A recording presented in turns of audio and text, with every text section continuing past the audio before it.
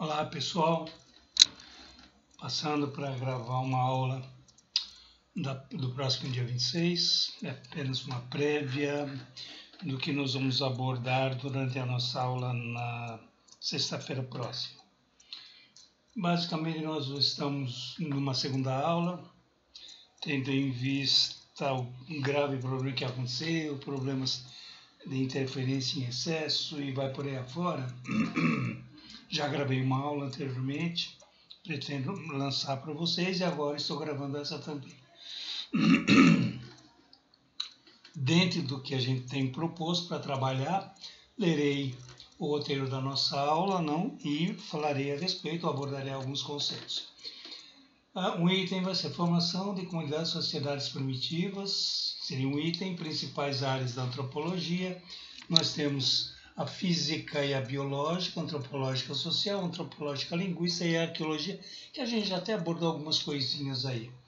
Sinais de cultura e de socialização, a importância da migração e o intercâmbio cultural.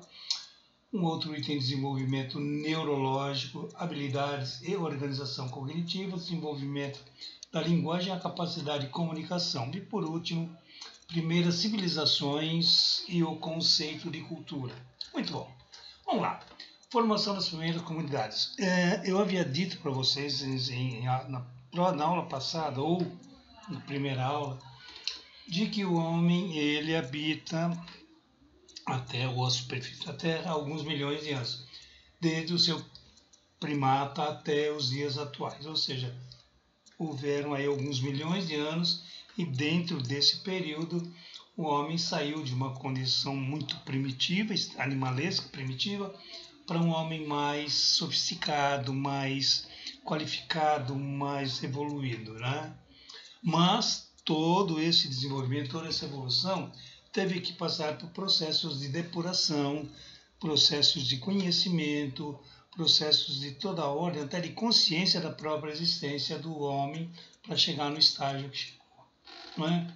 Portanto, a formação das primeiras comunidades, como a gente tem como proposta, são os primeiros indicadores de que o homem começa a abordar, a ter compreensão da importância de viver em grupos, mas não apenas em grupos, simplificar e atender basicamente necessidades primárias. Forma uma comunidade, forma uma sociedade, mesmo que primitiva, mas com uma certa ordem, uma certa organização, para poder aí sim desenvolver. Eu havia dito que quando o homem passa a ter consciência da sua existência, ele passa a perceber a si mesmo e a realidade à sua volta e passa a explorar a sua realidade, por exemplo, natureza. A formação das comunidades vai necessariamente passar por esse tipo de comportamento e de compreensão. É nesse momento que ele se fixa, é nesse momento que ele passa a observar que a Terra pode resultar em uma forma de autossustentação, ou seja, o homem começa a observar que ele pode tirar um produto de sobrevivência da Terra.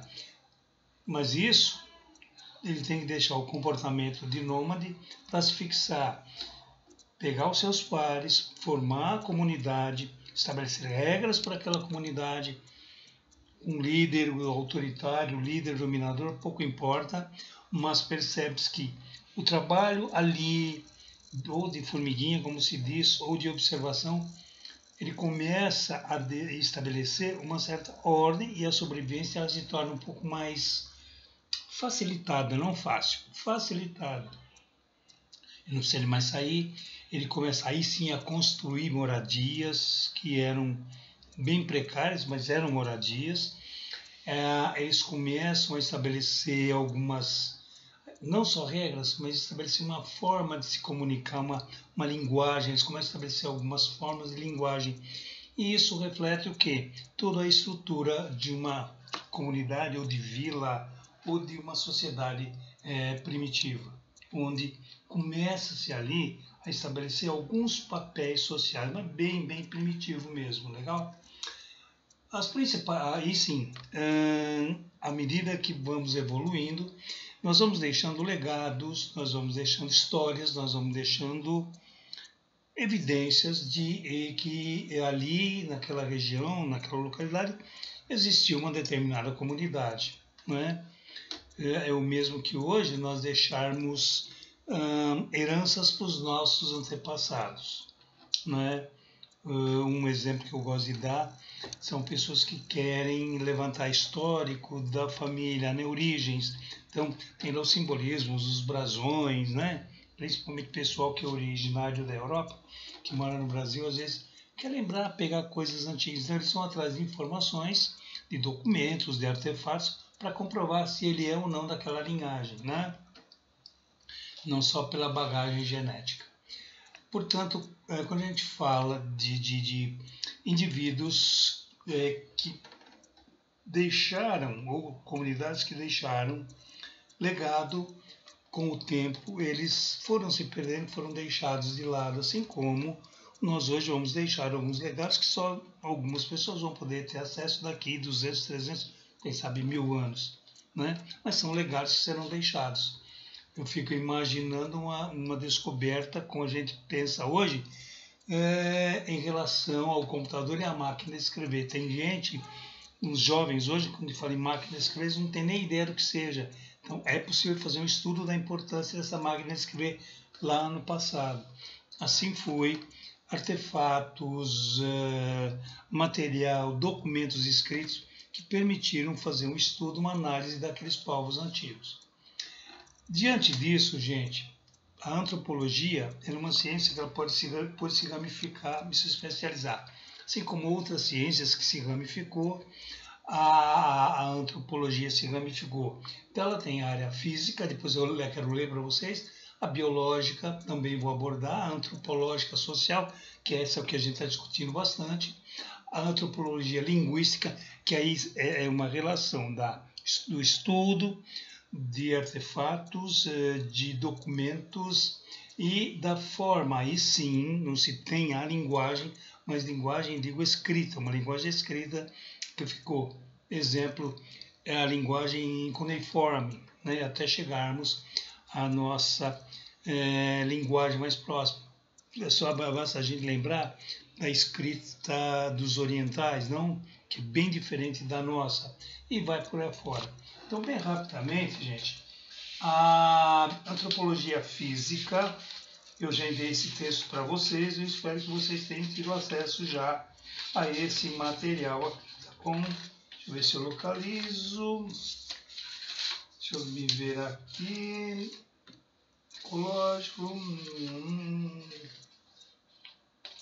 não estou localizando, bom, não tem problema, deve estar para imprimir ainda, não tem problema não.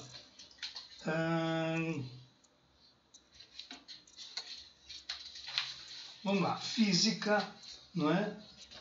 Procura verificar a maneira como as física em termos de localização, físico no sentido de que região ficou, geograficamente falando, como essas pessoas adquiriram os conhecimentos da região. Nós sabemos que a natureza fornece o recurso, fornece os instrumentos, fornece o estímulo para o indivíduo sair em busca. O que eu estou querendo dizer para vocês é o seguinte,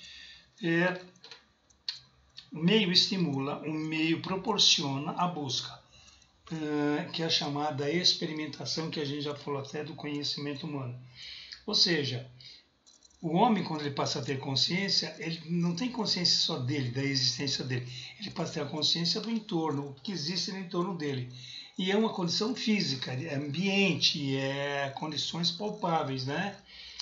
A partir dessa condição física de conhecimento, o homem passa a estudar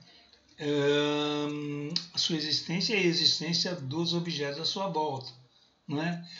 Mas o homem também ele vislumbrou o universo, porque o universo faz parte da natureza, então o homem estudou, o homem aplicou, o homem viu e fez uma análise, por exemplo, das estrelas, tanto que as navegações antes da bússola eram feitas pelas estrelas. Então é uma condição física, legal, de visuar, de ver, de tocar. Essa é a condição a abordagem física na antropologia. A biológica é aquela que vai estudar especificamente o ser humano, suas origens, não só a forma como viveu, como essa pessoa sobreviveu, biologicamente falando, e como ela transcendeu as suas gerações, ou seja, que condição saiu de um homem muito primitivo para um ser mais especializado, não é? Isso a biologia procura, a antropologia biológica procura estudar. Vamos ver. Vamos imaginar que em determinado momento de uma arqueologia, vamos lá, alguns arqueólogos descobrem alguma ossada e alguns ossos ainda estão, por preservação, por alguma razão, preservados, e principalmente preservados algum material geneticamente possível de uma análise. Mandamos para a antropologia forense, que é uma outra submodalidade, e lá, através da engenharia genética, pode-se obter muitas informações sobre as questões biológicas, não dos indivíduos que viveram naquela região. Vamos exemplificar. Eu disse numa aula, na gravada, acho que não foi numa aula normal, que o homem hoje, nós trazemos uma pontinha, segundo estudos, do homem de Neandertal. Todo o homem hoje tem um vestígiozinho do homem de Neandertal. Então, isso tudo a antropologia biológica estuda. A antropologia social é aquilo que a gente viu até agora, não? É o estudo de como o indivíduo vivia num contexto social com seus pares, diante de regras, normas e padrões de comportamento. Lógico que era da época, tudo bem? Na época, a sociedade funcionava dessa forma, a sociedade estabelecia regras dessa forma, o homem era obrigado a aceitar dessa forma e a coisa caminhava. E a antropologia linguística é aquela que estuda as línguas, não a sonora, porque imagino e não há como provar como, de maneira sonora, o homem antigo se comunicava, e sim através de sons. Podemos traçar um paralelo, podemos ser assim, quando observamos os primatas, não, os chimpanzés, os gorilas, de como eles comunicam através de gestos, que é uma linguagem, não? De sons, né? Eles se comunicam entre eles, é uma linguagem. Então, eu imagino que lá atrás os homens comunicavam através de sons. Tanto isso é verdade, que eu já falei em aula, inclusive, se não me falha a memória, que o falar é uma herança antropológica, para usar esse termo, da nossa linhagem lá no passado. Legal?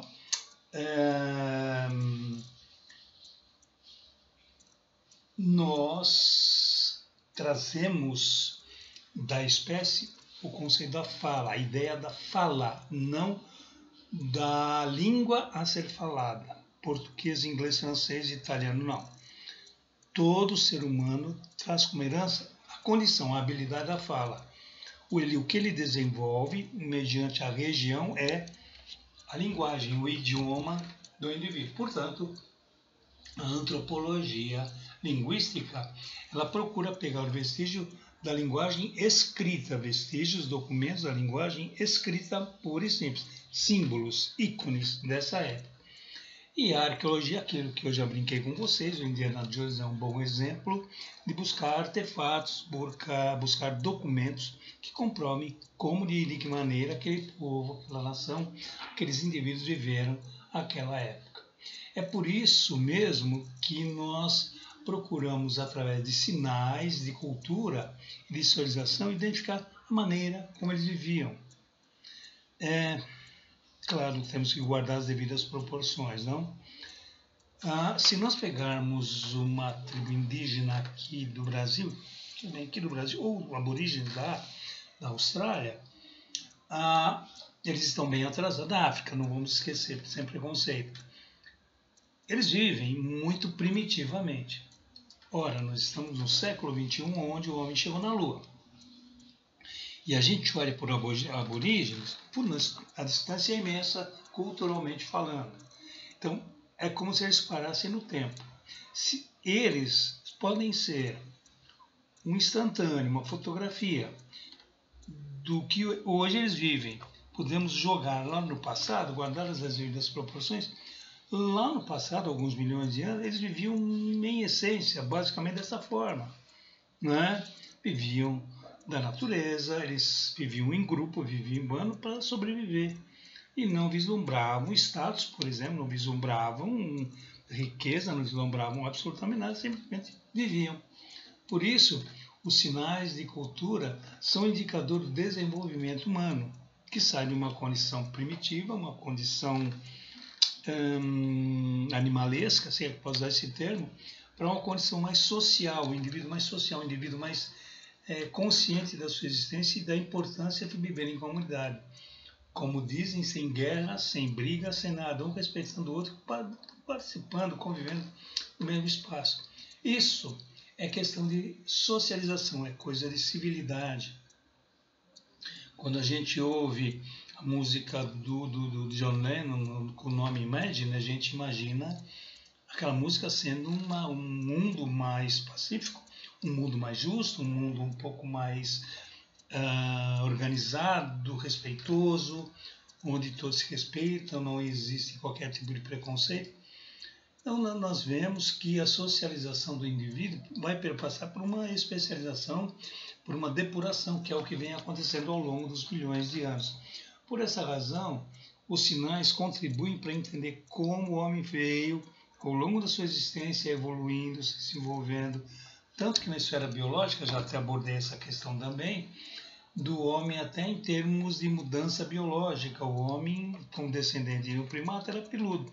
Na medida que foi avançando, na medida que o clima da Terra foi se alterando, na medida que houve migração, o pelo já deixou de existir. Determinadas características físicas, biológicas, deixaram de existir por conta de uma evolução, de um desenvolvimento, que é a famosa adaptação da teoria do Darwin, que o homem ele tem que se adaptar para poder sobreviver. E a gente observa que em regiões mais tropicais, a questão do pelo, a questão da roupagem não é necessária. Vejamos os nossos índios aqui, né? As tribos indígenas, elas simplesmente andam nuas, sem o menor preconceito. Já em regiões mais frias, não. As pessoas matam animais e ainda usam pele de animais para se proteger do frio. Isso tudo reflete a questão dos sinais e a questão da socialização. No livro Cultura, do Roque Laraia, que a gente mais para frente também vamos considerar alguns pontos, fala do homem do Lapão, né, da Lapônia, e do Esquimó, no Círculo Polar Ártico, que eles vivem ali. Eles vivem numa condição primitiva, de acordo com as condições, eles vivem em iglu. O esquimó ele cria, ele constrói o iglu, que é a casa dele, permanece o tempo que for ali para caçar, enfim, e depois vai embora, larga tudo lá e vai embora. Vai construir outro iglu, porque ele corta o gelo, um bloco de gelo, e acaba construindo esse iglu. Lá no Lapão, ao contrário, o homem já se veste com peles o tempo todo, ele guarda essa pele. Então ele peregrina por determinadas regiões, mas ele carrega a casa dele, carrega o barraco dele com as roupas, com algum animal, com alguma rena que eles carregam, e eles vão peregrinando e vivendo dessa forma. São sinais de que são povos primitivos que não evoluíram, mas é preciso um estudo. Por isso, os antropólogos de hoje, sociólogos de hoje, os pesquisadores que procuram verificar até que ponto esses indivíduos de hoje carregam, historicamente falando, hereditariamente falando, esse comportamento, assim como é o comportamento biológico, físico, né, herança física, né, assim como temos também a gloriosa herança social, aquela que o indivíduo transfere de geração para geração. O conhecimento é uma herança social, né? Por exemplo, nós vimos que a alimentação, o uso de determinadas ervas para determinados fins, ou seja, tudo isso é um conhecimento passado de geração para geração. Desde o artefato da criação de uma ferramenta para corte, imaginar isso na Idade da Pedra Lascada, o homem tinha uma pedra onde ele desbasta, fica numa lâmina de corte, e lá ele usava para se proteger, para atacar, enfim, para tirar a pele de algum animal. Hoje, o princípio da lâmina é o mesmo princípio. A faca hoje é o princípio da lâmina, só que agora, na era do ferro, na era do aço, nós temos um outro material, mas com um princípio muito semelhante. Assim como o fogo, o calor, né? O homem vivia, construía a sua fogueira, tinha lá a sua fogueira, ele assava um determinado produto, uma carne, sei lá, não é, para se alimentar com calor. Desde o fogo, não. Quem assava uma carne, um animal, era o calor do fogo. Hoje, nós usamos o fogo também nos fogões de cozinha, nos fogões industriais. É utilizado o fogo? Não. O calor que emana daquela chama, né? Então, se usa o calor para poder cozinhar, por exemplo. É o mesmo princípio dos homens lá atrás. Mas nós temos o micro-ondas. É uma tecnologia que movimenta ondas, que mexe com todas as moléculas do determinado produto, um arroz, um feijão que está lá dentro, e ali movimenta e entra em movimento e de repente aquece. Novamente, falou em aquecer, falou em calor. Então isso tudo, gente, perpassa a questão dos sinais de cultura e socialização. A importância da migração a gente já abordou. Foi através da migração e do intercâmbio cultural que a humanidade pôde fazer essa troca, essa transação de conhecimento para chegarmos aos dias de hoje. O desenvolvimento da linguagem é o mesmo princípio do intercâmbio, né? A questão do desenvolvimento neurológico, a habilidade de organização cognitiva, também já abordamos nas aulas iniciais, no sentido de que o homem ele evolui de um ser mais primitivo, uma capacidade intelectual bem primitiva, para um ser mais especializado. É o processo ontogenético da nossa gloriosa proposta do Darwin, não? E as primeiras civilizações e o conceito de cultura. É a partir da fixação que nós começamos a ter o conceito de cultura.